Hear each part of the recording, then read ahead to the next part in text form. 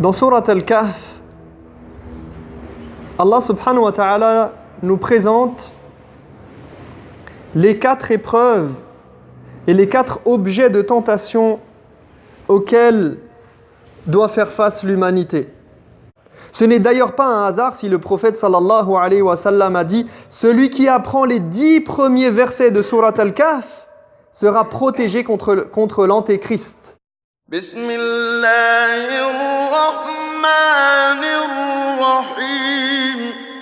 أيها المسلمون ذكر الله تبارك وتعالى في سورة الكهف أصول الفتن ثم وضع للمسلم طريق النجاة وبين له المخرج من كل فتنة. Mes chers frères, dans Surat Al-Kahf, Allah subhanahu wa ta'ala nous présente les 4 épreuves et les 4 objets de tentation auxquels doit faire face l'humanité. Et à chaque fois, il nous éclaire sur la marche à suivre afin d'en sortir indemne et de trouver la voie et de suivre le chemin qu'Allah subhanahu wa ta'ala agrée. فذكر أولا أعظم الفتن وأشدها وهي الفتنة في الدين وضرب مثلا لهذه الفتنة بقصة أصحاب الكهف. En premier, vous allez retrouver dans Surat Al-Kahf l'épreuve de la religion, le choix de la croyance, illustré à travers l'histoire des jeunes gens de la caverne. ثم ثنى بفتنة المال وضرب مثلا لهذه الفتنة بقصة صاحب الجنتين. Ensuite, Allah subhanahu wa ta'ala nous parle de l'épreuve de l'argent avec l'histoire du propriétaire des 2 jardins. ثم ثلث بفتنة العلم والمعرفة وضرب لها مثلا بقصة موسى مع الخضر عليهما السلام. Troisièmement, c'est l'épreuve du savoir et de la connaissance que l'on retrouve dans l'histoire de Moussa et de son compagnon Al-Khidr. ثم ذكر فتنة الجاه والسلطان وضرب على ذلك مثلا بذي القرنين. Enfin, la sourate termine avec l'histoire de Dhul Qarnayn, à travers laquelle s'illustre l'épreuve du pouvoir et du rang et du statut dans la société. ثم أشار الله تبارك وتعالى إلى المحرك الأساسي لهذه الفتن كلها في وسط السورة تماما وهو إبليس لعنه الله. Tout en sachant que ces 4 points, ces 4 objets d'épreuve qui peuvent se présenter à l'être humain dans son quotidien et qui animent toute la vie de l'humanité depuis le début de l'histoire de l'homme et qui sont donc des faiblesses chez l'être humain, eh bien ce sont des armes que le diable utilise pour semer le trouble et le désordre et la discorde. Et c'est pourquoi en plein milieu de la sourate, au verset 50, alors que la sourate fait 110 versets, donc vraiment au milieu de la sourate, Allah nous dit « وَإِذْ قُلْنَا لِلْمَلَائِكَةِ اسْجُدُوا لِآدَمَ فَسَجَدُوا إِلَّا إِبْلِيسَ كَانَ مِنَ الْجِنِّ فَفَسَقَ عَنْ أَمْرِ رَبِّهِ » Rappelle-toi lorsque nous avons dit aux anges « Prosternez-vous devant Adam », ils se sont tous prosternés à l'exception de Satan, qui était du nombre des djinns et qui refusa d'obéir à l'ordre de son Seigneur. يقول النبي صلى الله عليه وسلم من حفظ 10 آيات من أول سورة الكهف عصم من الدجال. Ce n'est d'ailleurs pas un hasard si le prophète sallallahu alayhi wa sallam a dit « Celui qui apprend les 10 premiers versets de Surat Al-Kahf sera protégé contre l'antéchrist, contre Ad-Dajjal, contre le faux messie. » ما العلاقة بين الدجال وسورة الكهف؟ لماذا ذكر النبي عليه الصلاة والسلام الدجال مع قراءة أو حفظ أوائل سورة الكهف؟ Quel rapport peut-il bien y avoir entre le faux messie et cette sourate? إن الدجال يجمع بين هذه الفتن الأربعة حيث يفتن الناس في دينهم ومعه من الأموال ولديه من العلم والجدل ما يصد به الناس عن الدين الحق ومعه من الرئاسة والمنصب شيئا كبيرا في الأرض فالأرض كلها تخضع له مما يجعل فتنته من أعظم الفتن. Eh bien, sachez que Ad-Dajjal, le faux Messie qui viendra vers la fin des temps, eh bien, il sera capable de tenter les hommes sur précisément ces 4 points. Il les détournera de la religion, il aura beaucoup d'argent, beaucoup de connaissances et énormément de pouvoir. Ce qui en fait l'une des pires épreuves dans ce bas monde. بدأت السورة بالحديث عن الفتنة العظمى وهي الفتنة في الدين حيث قص الله قصة أصحاب الكهف الذين فتنوا في دينهم على يد ملك كافر أمرهم أن يتركوا دينهم وأن يرجعوا إلى دين آبائهم وأجدادهم فلم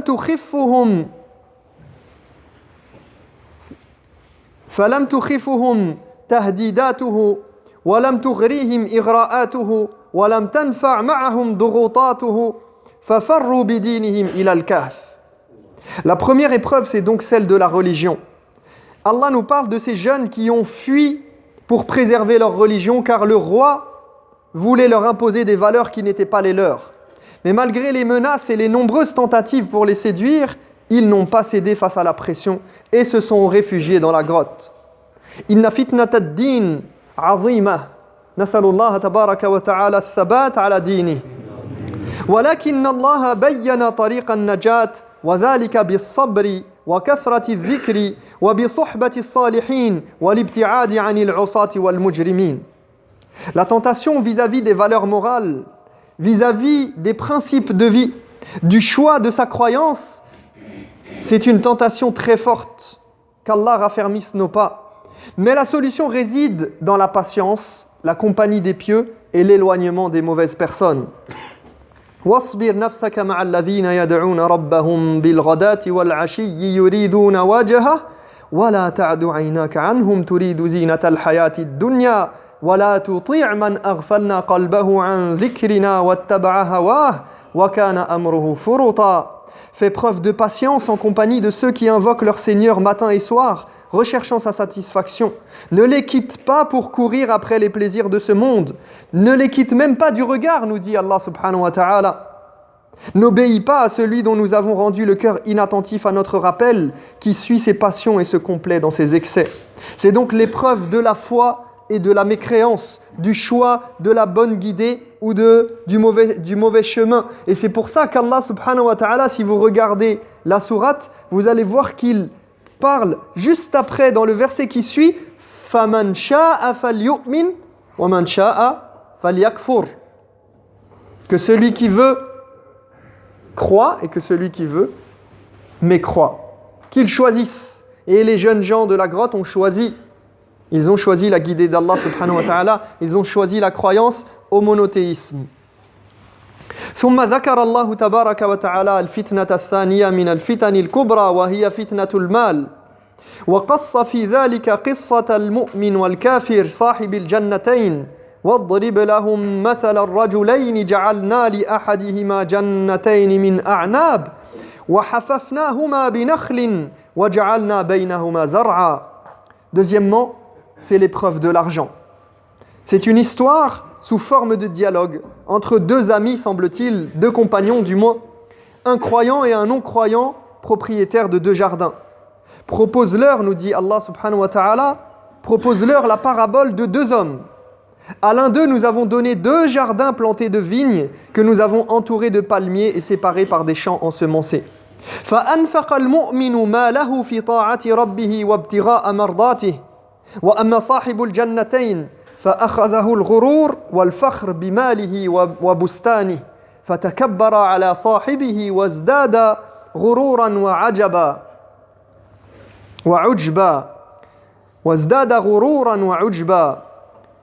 Le croyant, dans les deux compagnons, il a utilisé ses biens dans l'obéissance de Dieu, tandis que le propriétaire des 2 jardins n'a fait que s'enorgueillir, au point de croire que ce qu'il possédait sur terre était un avant-goût de ce qu'il pourrait avoir dans l'au-delà, si au-delà il y avait.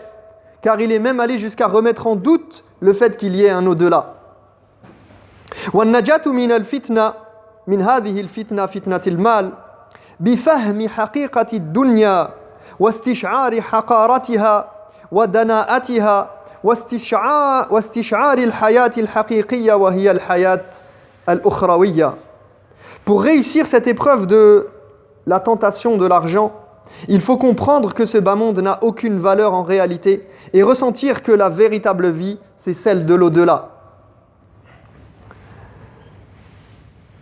ثم يذكر الله تبارك وتعالى فتنة العلم والمعرفة ومثل لها بقصة موسى مع الخضر عليهما السلام. La troisième épreuve, c'est celle de la connaissance, illustrée par le périple de Moussa, Moïse, en compagnie de cet homme vertueux, dont nous ne savons pas s'il s'agit d'un prophète ou non, mais beaucoup de choses tout porte à croire que c'était également un prophète. Quoi qu'il en soit, c'est un homme pieux. Et Moussa va être amené à vivre certains événements avec cet homme, Al-Khidr. Et donc, cette troisième épreuve, illustrée par ce périple de Moussa et d'Al-Khidr, elle concerne la connaissance et le savoir. وقف موسى عليه السلام خطيبا في بني إسرائيل يوما فسئل أي الناس أعلم فقال أنا فعتب الله عليه إذ لم يرد العلم إليه فأوحى الله إليه أن عبدا من عبادي بمجمع البحرين هو أعلم منك. Comme le rapporte l'imam al-Bukhari, alors que Moussa s'adressait au Bani Israël, un homme lui demanda « Qui est celui qui a le plus de connaissances sur terre ?» Et il répondit, tout naturellement, puisque c'est l'envoyé d'Allah subhanahu wa ta'ala, il ne disait pas ça par orgueil, mais simplement parce que son statut faisait qu'il pouvait penser avoir le plus de connaissances sur terre et la connaissance suffisante pour pouvoir prospérer et faire tout ce dont il avait besoin pour sa mission. Et donc il dit, c'est moi. Et c'est ainsi qu'Allah voulut l'éduquer, puisqu'il avait négligé une chose importante. Il avait négligé de dire que seul Allah sait qui est le plus savant des hommes. Et seul Allah sait ce qui est bon et qui a la connaissance infuse. Et il l'envoya donc vers un de ses serviteurs au confluent des 2 mers, quelqu'un ayant plus de savoir que lui. فالتقى برجل صالح سيكون معلمه في 3 مواقف كانت لا تظهر له حكمة الله من البداية السفينة التي خرقها الخضر الغلام الذي قتله الخضر والجدار الذي أقامه الخضر من دون أجر في مدينة طرده أهلها منها. Un périple lors duquel Moussa va comprendre que tu as beau être un prophète, tu ne pourras jamais savoir où se cache la sagesse d'Allah. Il va se retrouver avec cet homme, avec Al-Khidr, qui va, sans aucune raison apparente, sans aucune raison valable apparente, eh bien il va se retrouver il va percer un bateau. Il va casser un bateau qui allait très bien. Il va tuer un être vivant, sans aucune raison apparente et sans aucune raison logique pour ce prophète Moussa alayhi salam. Je vous demande d'avancer, barakallahu fik. Barakallahu fikum les frères.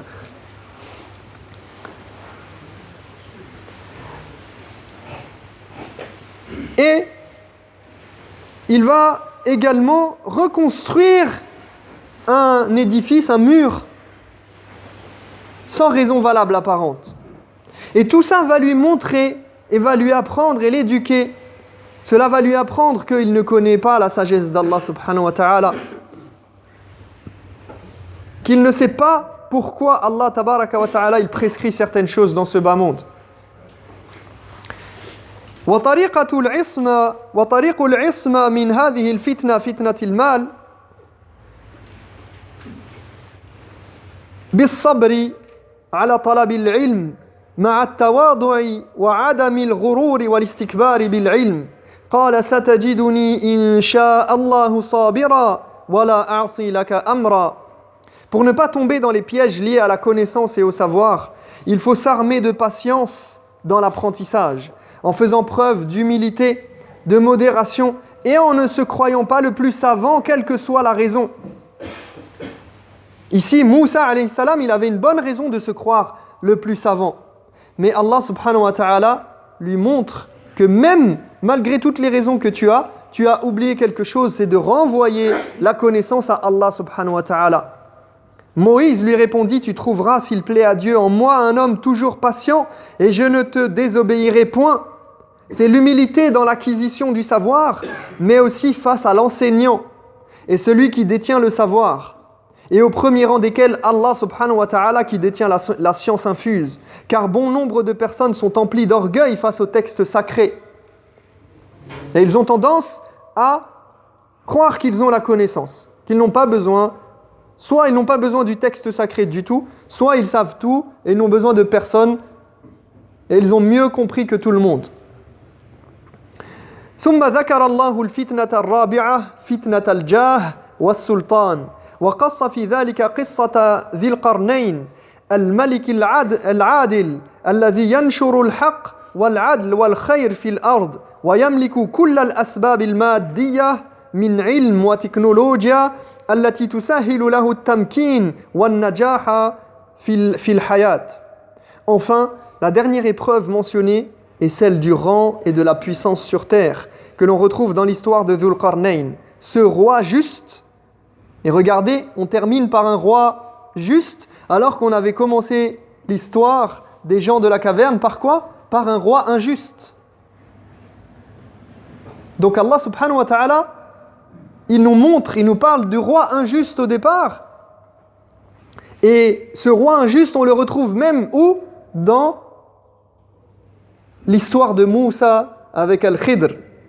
Puisque lorsqu'ils ont cassé le bateau, qu'ils ont troué et percé le bateau, c'était à cause de quoi? À cause d'un roi injuste. Donc ici, Allah subhanahu wa ta'ala, il mentionne en dernier lieu le roi juste, qui est représenté par Dhul Qarnayn, et qui fait son possible pour propager le bien sur terre, et qui détient tous les moyens qui lui permettent de régner en souverain équitable. Inna makkanna lahu fil ard wa ataynahu min kulli shay'in sababa fakana yatufu bil ardi min sharqiha ila gharbiha liyanshura al hidayata lin nas wa yamla al arda bil adli wal ihsan ila an wasala ila qaumin la yakaduna yafqahuna qawla. Allah nous dit, nous avons consolidé sa puissance sur terre et nous l'avons favorisé dans tous ses projets. Il a parcouru la terre pour guider les gens et répandre la justice et la bienfaisance jusqu'à ce qu'il arrive chez une peuplade qui vit recluse, en autarcie, qui ne connaît pas grand-chose et qui se heurte à un peuple mauvais qui dévaste tout sur son passage. فَقَالُوا لَهُ قَالُوا يَا ذَا الْقَرْنَيْنِ إِنَّ يَأْجُوجَ وَمَأْجُوجَ مُفْسِدُونَ فِي الْأَرْضِ فَهَلْ نَجْعَلُ لَكَ خَرْجًا عَلَىٰ أَن تَجْعَلَ بَيْنَنَا وَبَيْنَهُمْ سَدًّا. Cette peuplade lui dit, ô Dhul Qarnayn, les Gog et Magog, les Ya'juj et Ma'juj dévastent notre territoire. Acceptes-tu contre tribus de construire une digue entre eux et nous? وَبَنَى الْجِدَارَ الَّذِي لَا يَزَالُ قَائِمًا إِلَى الْآنِ وَالَّذِي بِسَبَبِهِ لَا نَعْلَمُ مَكَانَ وُجُودِ يَأْجُوجِ وَمَأْجُوجِ حَتَّى تَقُومَ السَّاعَةُ فَيَخْرُجُوا. Ainsi, il va les aider en faisant construire un mur pour contenir ce peuple, Ya'juj et Ma'juj, qui réapparaîtra vers la fin des temps.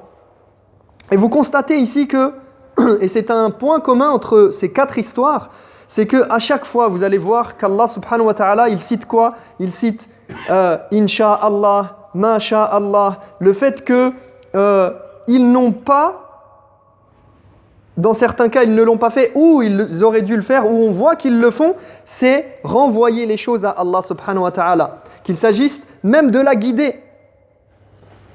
Dans l'histoire des jeunes de la caverne, Allah dit qu'ils vont dire nous serons guidés que par la puissance d'Allah subhanahu wa ta'ala, que si Allah le veut.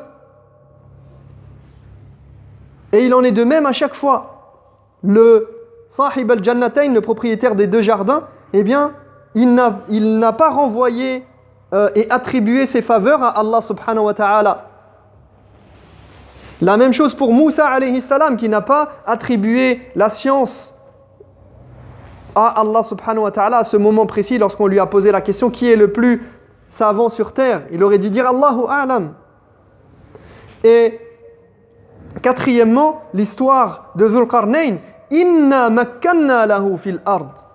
C'est nous qui avons fait cela. Allah dit, c'est nous qui lui avons donné cette autorité sur terre. Wa fitnatu sultan ilajuha al-ikhlas والتواضع لله تعالى ورد كل الفضل في القوة والتمكين لله قال هذا رحمة من ربي. La tentation du pouvoir se règle par l'attachement à Dieu en sachant rester humble malgré le pouvoir et malgré la puissance que nous avons et en attribuant les faveurs à Dieu. Cet obstacle, cette solution que nous avons trouvée est une miséricorde émanant de mon Seigneur, dira-t-il à la fin. قال هذا رحمة من ربي. Même mal, il n'a pas dit c'est grâce à ma puissance, c'est grâce à ma connaissance et je suis arrivé pour vous sauver, je suis le grand sauveur magnanime qui est là pour vous sauver. Il a dit, il a demandé leur aide. فأعينوني بقوة.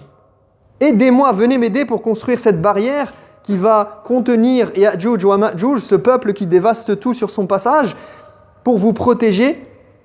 Et sachez que ceci est une miséricorde de la part de mon Seigneur. فنسأل الله تبارك وتعالى أن يهدينا لما يحب ويرضى. أقول قولي هذا وأستغفر الله لي ولكم فاستغفروه إنه هو الغفور الرحيم.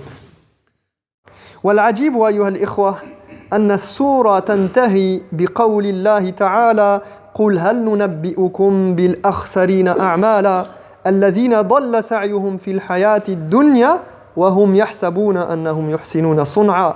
Et le plus extraordinaire, c'est que la sourate termine notamment par ce verset où Allah dit, il s'adresse au prophète sallallahu alayhi wa sallam, il lui dit, dis, voulez-vous que nous vous disions qui sont ceux dont les œuvres sont les plus vouées à l'échec, qui sont les perdants dans cette dunya, dans ce bas monde? Ceux dont les efforts dans cette vie s'en vont en pure perte et qui croient cependant bien agir. Ceux qui se sont laissés prendre au piège de ces 4 tentations, qui ont renié Dieu et qui ont renié leurs valeurs, qui ont passé leur temps à amasser des richesses en se croyant éternels, qui se croyaient plus malins que tout le monde, ayant tout compris sur tout, et qui ont utilisé le peu de pouvoir qu'ils avaient pour opprimer les gens, pour faire le mal au lieu de faire le bien et d'aider les autres. Donc voici des leçons que nous pouvons, quelques leçons que nous pouvons tirer de Sourate Al-Kahf, et c'est une occasion pour nous de réfléchir sur le Coran et de voir comment Allah subhanahu wa ta'ala il a révélé ce livre qui est sans commune mesure, qui n'a aucun équivalent. Et je vous invite à réfléchir, à reprendre cette sourate et essayer de trouver des corrélations entre ces histoires, car il y en a encore beaucoup, notamment autour des murs. Vous allez retrouver l'histoire du mur qui se répète dans presque chacune des histoires, cette symbolique, et il y a beaucoup de choses, puisque regardez le mur dans l'histoire de Moussa avec Al-Khidr, on a le mur avec Dhul Qarnayn par exemple. Donc on a beaucoup de corrélations entre ces histoires et c'est important pour nous en tant que musulmans de revenir au Coran, pas de lire juste pour lire Surat Al-Kahf chaque semaine, même si c'est une bonne chose, c'est une sunna du prophète sallallahu alayhi wa sallam, mais aussi pour nous faire réfléchir et nous apprendre à nous éduquer avec le Coran. Nasallallahu tabaraka wa ta'ala an yataqabbala minna salih al-a'mal wa an yufaqqihana fi dini.